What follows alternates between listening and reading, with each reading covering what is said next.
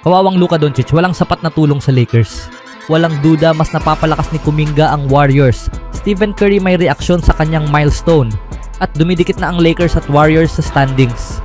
Ngunit bago ang lahat, kung gusto nyo ng matibay na running shoes, new men's and women's marathon air cushion running shoes, sports shoes, mabibili lang sa halagang $2,199.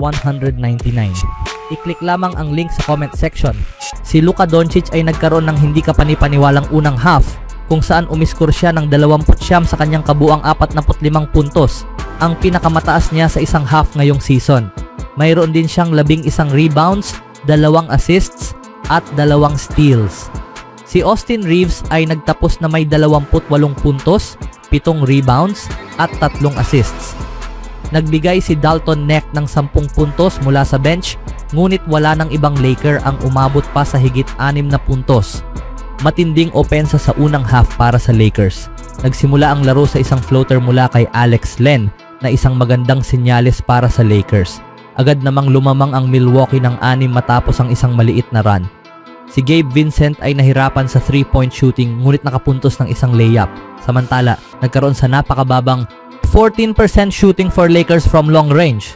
Si Christian Coloco ay nakakuha ng maagang playing time at tumanggap ng isang lob mula kay Luka para sa isang dunk. Samantala, si Brook Lopez na former Laker ay perpektong 4 sa 4 sa field at nahirapan ang Los Angeles na bantayan siya. Ngunit si Luka ay mainit din ang simula. Bagamat halos palaging leading ang Milwaukee, nakasabay ang Lakers at nanatiling dikit ang laban sa buong unang quarter. Nag-shoot si Dalton Neck ng malalim na 3 at sumunod dito ay isang layup na nagbigay ng produktibong minuto sa opensa. Sa pagtatapos ng unang quarter, ang Lakers ay nasa 4 na puntos na lamang. Napakababa ng depensa ng Lakers, dahilan para madaling makapuntos ang Bucks. Sa kabutihang palad, nariyan si Luka na gumawa ng sariling 10-0 run upang muling gawing 2 puntos ang agwat. Sa kasamaang palad, nagpatuloy ang problema sa depensa ng Lakers at pinayagan nilang makapuntos si Kevin Porter Jr. na muling nagbigay sa Bucks ng double-digit na kalamangan. Habang papalapit ang halftime, bahagyang gumanda ang depensa ng Lakers kung saan sina Luka, Austin at Jared Vanderbilt ay nagbigay ng kaunting showtime na kailangan ng team upang makabuo ng momentum. Gumanda ang opensa, ngunit muling nagkamali ang Lakers sa depensa na nagresulta sa 3 sunod na 3 mula kay Gary Trent Jr. Sa halftime, ang Lakers ay nasa 8 puntos na pagkakaiwan. Lalong lumaki ang kalamangan ng Bucks sa ikalawang kalahati. Hindi naging maganda ang simula ng Lakers sa second half kung saan gumawa ng 10-2 run for Bucks upang itaas sa 14 na puntos ang kanilang kalamangan. Nag-shoot si Dorian Finney-Smith ng 3, ngunit agad ding tinawagan ng kanyang ika-4 na foul kaya napilitan siyang umupo. Patuloy pa rin ang problema ng Lakers sa pagbabantay kay Lopez na nakuha ang kanyang pangatlong 3 sa laro.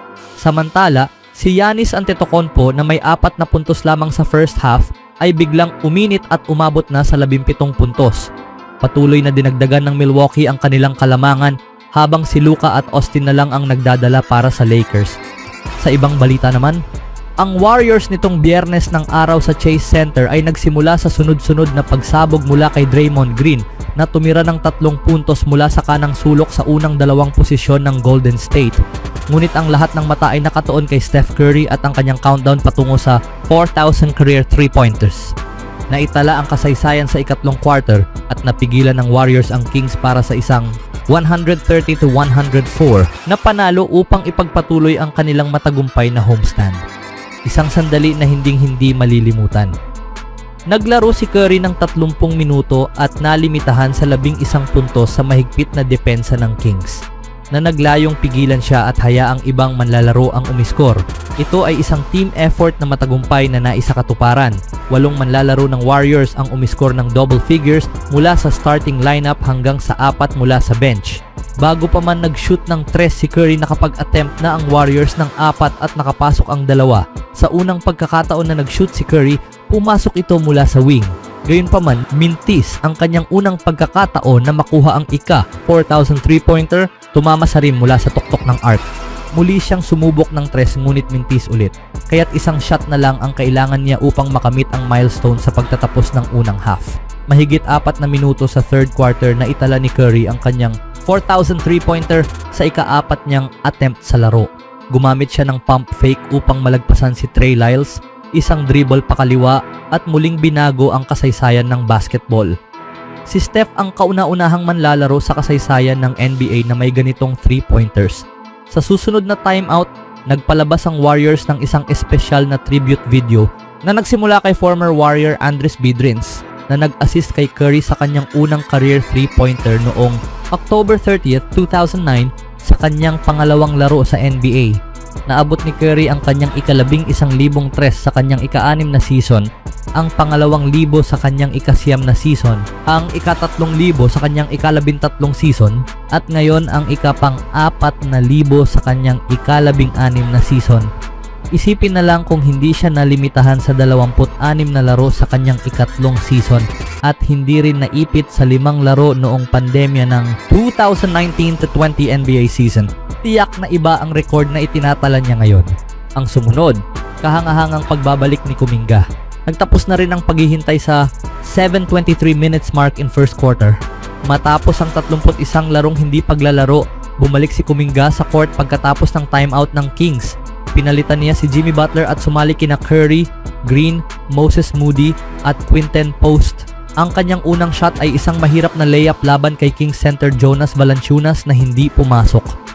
Gayunpaman, natuwa ang Warriors sa kanyang intensyon at desisyon. Pinabilis din niya ang laro sa transition at nagbigay ng assist kay Curry para sa unang tres ng laro. Mahigit 3 minuto bago matapos ang unang quarter, nakapagtala si Kuminga ng kanyang unang puntos sa loob ng 68 araw. Mula coast to coast, nag-hesitate siya saglit gamit ang kanyang kaliwang kamay bago tuluyang nilampasan si Malik Monk para sa isang malakas na left-handed layup. Ang unang 2 puntos ni Jonathan Kuminga matapos ang mahigit 2 buwang pagkawala ay eksaktong gusto ng Warriors na makita mula sa kanya. Sa unang bahagi ng laro, naglaro si Kuminga ng 9 na minuto, umiskor ng 6 na puntos sa 2 of 3 shooting with 3 rebounds and 1 assist. Sa ikalawang kalahati, naglaro siya ng 11 minuto at umiskor ng 12 puntos sa 5 sa 7 na shooting. Bukod sa tres ni Curry, ang pinakamagandang eksena ng gabi ay ang kanyang mga dunk sa fourth quarter, kabilang ang isang alley-oop mula kay Green. Matapos ang laro, tinanong si Curry kung ano ang pakiramdam na maabot ang makasaysayang milestone sa kabila ng hindi magandang shooting performance niya sa larong ito. Isang espesyal na sandali ito, lalo na't nagawa ko ito sa harap ng aming home crowd, sabi ni Curry.